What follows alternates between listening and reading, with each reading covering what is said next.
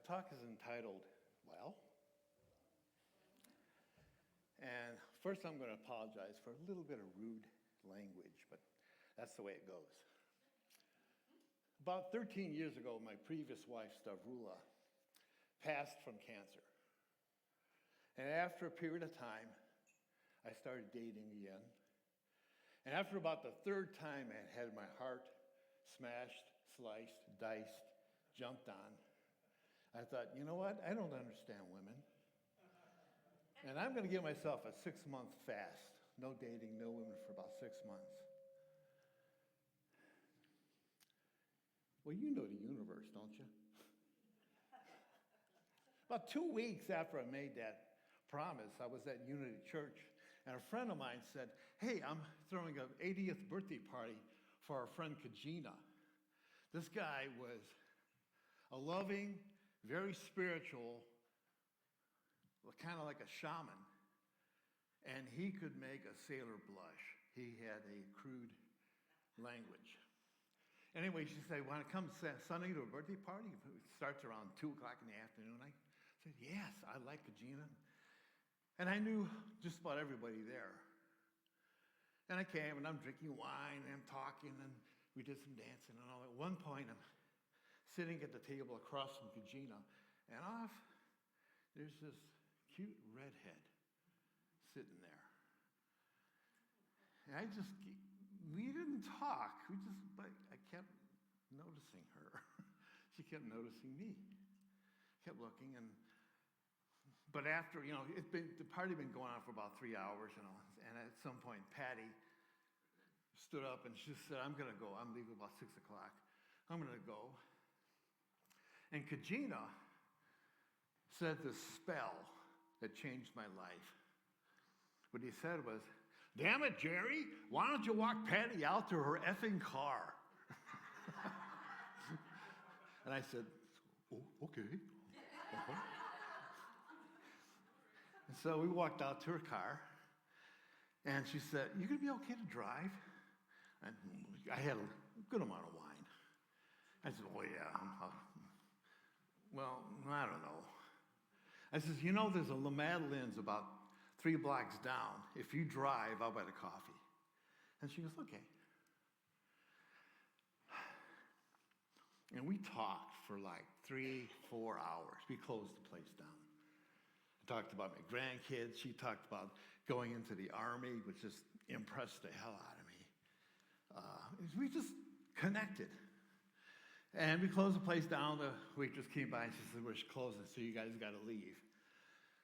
And so Patty went to the bathroom, and she came out, and I had this grin on my face. And she said, what?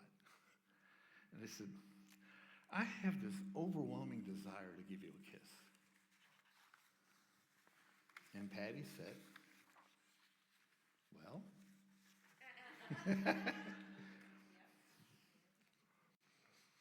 Funny thing, whenever you say a statement like, someday I'm going to go to Hawaii, or I'm going to get my degree, or I'm going to ask him for a date, or I'm going to get my driver's license or a new car.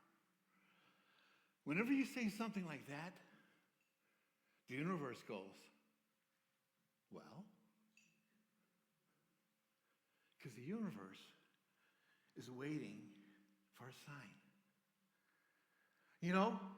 How many of us wait for a sign from God? And the stupid thing is, I realize after years, God is waiting for a sign from us. God is going, well, you say you want to go to Hawaii. Well, did I kiss Patty? Damn right I did. And 1.5 years later, we married. That's the universe. Goethe, the German writer, he wrote Faust. He said, until one is committed, there is hesitancy, the chance to draw back, always ineffectiveness. Concerning all acts of initiative and creation, there is one elementary truth, the ignorance of which kills countless ideas and splendid plans that the moment that one definitely commits, then providence moves too. All sorts of things occur to help one that would never otherwise have occurred. When we commit to anything, the universe says, okay. One of my favorite spiritual authors, Jed McKenna. He's an awakened American spiritual person. And he says, when you understand the universe, he's awake, supposedly. So to him, the universe is not a mystery. He says to us, we do prayers, miracles. He says, they're nothing. When you understand the universe, it's like a flow. It's like a river. And when you're in the river and you're flowing with the river, you have a desire. I want to go to Hawaii. And you go with the river. And I don't know how I'm going to go. And then things happen. You don't know. Do a treasure map. That's the first step. Put a physical thing on the wall that says, what is it that I want to do and see? But there's a more important step. This is something I learned in my last relationship. Stavrula and I did. We had envelopes. And we wanted to go to Hawaii. I would put an envelope, Hawaii. And I would put $10 in it. New car, $5.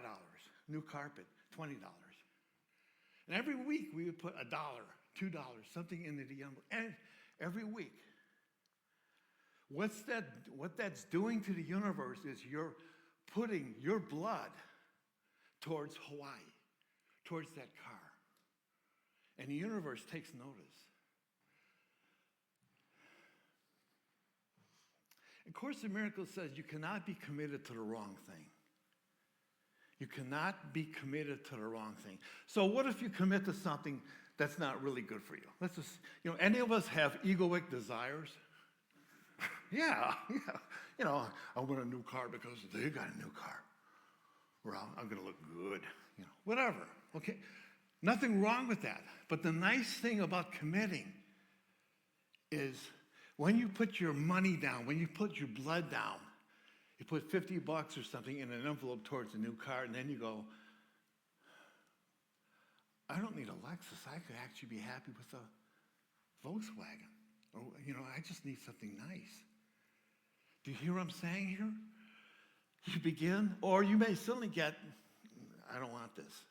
It has no juice.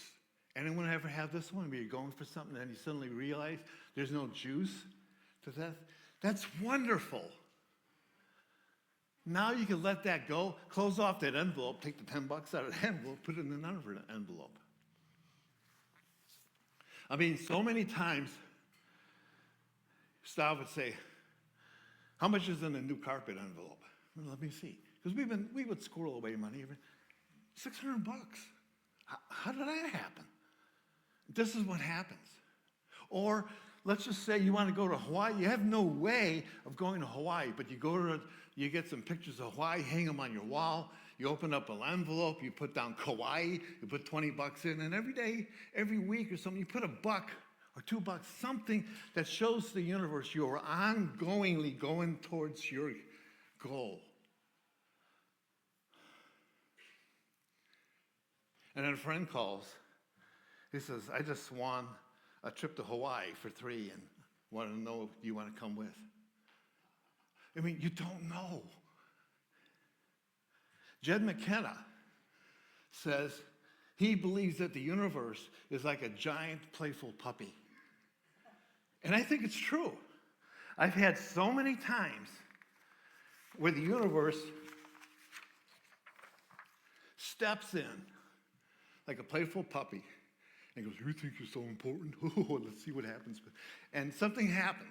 You heard the last time I gave a talk about fighting with Stav. And then in the middle of the fight, one of my clients called for support. He's having